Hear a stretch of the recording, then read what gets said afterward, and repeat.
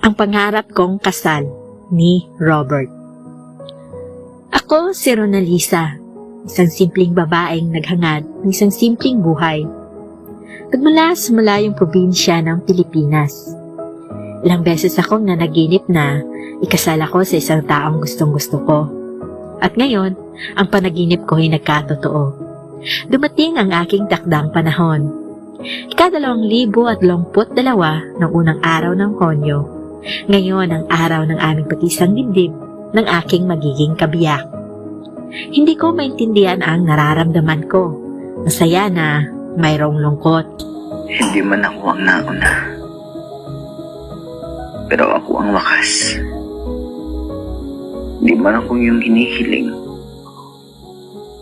pero ako ang ibinigay. Hindi man ako yung pinapangarap mo, pero isinusumpa ko sa harap ng Diyos at sa harap ng mga nandito ngayon na mamahalin kita hanggang sa huling hininga ng aking buhay. Ikaw ang naging dahilan kung bakit nandito ako ngayon. Alam ko na ikaw yung nandyan noong mga panahon na may pinagdadaanan ako buhat ng aking nakaraan. Pero hindi ko alam kung magagampanan ko ang maging asawa mo. Pero isa lang ang sinisigurado ko. Hindi kita sasaktan. Ikaw ang naging dahilan na huwag ako mawala ng pag-asa at patuloy lang sa pagmamahal. Tinatanggap mo ba ang lalaking ito na magiging asawa mo at karamay mo sa buhay? Muli kong naalala ang mga panahon. Ang lahat ng mga pinangako namin sa isa't isa ay muling nagbalik sa aking isipan. Perpektong pag-iibigan. Ganyan kami inilalarawan ng aming mga kaibigan at kaklase. High school kami noong nagsimula ang aming love story. Parehong may ibubuga pagdating sa pag-aaral at parehong nagtapos na may mga medalya at mataas na gawad edukasyon. At pagpasok namin sa kolehiyo, sabay kaming kumuha ng kursong edukasyon sa parehong universidad. Mahal, kapag pareho na tayong professional teacher, pinapangako ko sa'yo, ihaharap na kita sa altar. Nasa loob kami ng aming paboritong restaurant noon. Umupo sa paborito naming pwesto, malapit sa bintana, para makita ang labas. Mahal din naman kita, Peter. Habang nakangiti sa kanya. Pero, nagulat ako nang bigla na lang pumatak ang kanyang mga luha. At iyon din ang dahilan upang hindi ko rin napigilan ang aking mga luhang tuluyan ding bumagsak. Bakit ka ba umiiyak? Naiiyak na ako. Sabay pahid ng aking mga luha. Ayokong iwan ka. Gusto ko lagi lang tayo magkasama, pero sana maintindihan mo ko kung bakit ako aalis. Pangarap ko makapagtapos na kasama ka, pero pangarap ko rin na makapag-aral sa ibang bansa. Pwede naman sabay pa rin tayong makapagtapos. Nandun ka sa ibang bansa at nandito ako. Kahit magkalayo tayo, may mga paraan pa rin naman na araw-araw tayong makapag-usap mula sa video call. Naintindihan naman kita. Pangarap mo makapag-aral sa ibang bansa.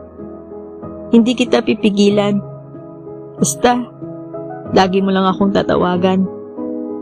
Kahit mahirap ang malayo, pipilitin ko. Kasi, mahal na mahal kita. Pangako ko sa'yo, kapag makapagtapos na tayo, babalikan kita at itutuloy natin ang pangarap kong maiharap ka sa altar. Ikaw lang ang babaeng pinangarap ko. Tandaan mo, mahal na mahal kita. Hihintayin kita. 1 taon na lang, magtatapos na tayo. Gusto ko sana tayo ang sasabit ng medalya sa isa't isa, na kasamang pamilya natin. Pero, hindi na yun ang mahalaga. Basta, bumalik ka. At hihintayin ko lahat ng mga pangako mo. Mahal kita, Rona. Mahal na mahal din kita, Peter. Natapos ang gabing iyon, sumunod ang mga araw at dumating ang paglisan ni Peter sa bansa. Hindi ko siya nakita bago ito umalis. Tanging sa telepono lang kami nagawang nagpaalam sa isa't isa. Ayaw kong makita niyang umiiyak ako. Ayaw kong malungkot din itong aalis. Kaya di ko na nagawang magpakita. Lagi kong pinangawakan ang lahat ng mga pangako niya sa akin. Madalas ako sa kanila at minsan doon na rin ako natutulog. Pamilya na talaga ang turing ko rin sa pamilya nila. Pero isang araw, nawalan ako ng kontak kay Peter.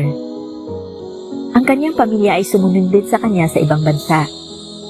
Dahilan upang tuluyan akong nawala ng komunikasyon sa kanila. Hinanap ko siya sa lahat ng social media. Ngunit may pangalan niya di ko mahagilap. Paulit-ulit kong tinatawagan ang numero niya pero hindi ko na matawagan pa. Hanggang sa dumating ang araw na amin sanang hinihintay. Ang pagtatapos sa kursong aming kinuha. Paulit-ulit ko pa rin na tinatawagan si Peter. Nagbabaka sakaling may sasagot. Ngunit wala na talaga. Wala na akong balita sa kanya. Iyon ang mga nangyari isang dekada ang nakalipas. Ngayon, masaya na ako. Natupad na ang pangarap kong ikasal. Habang naglalakad ako papunta sa altar, lahat ng mga taong nandoon sa akin nakatingin. Nakikita ko rin ang kasiyahan sa mukha nilang lahat habang binibigyan ako ng isang napakasarap na ngiti. Napako ang tingin ko sa isang lalaking naghihintay sa akin sa altar.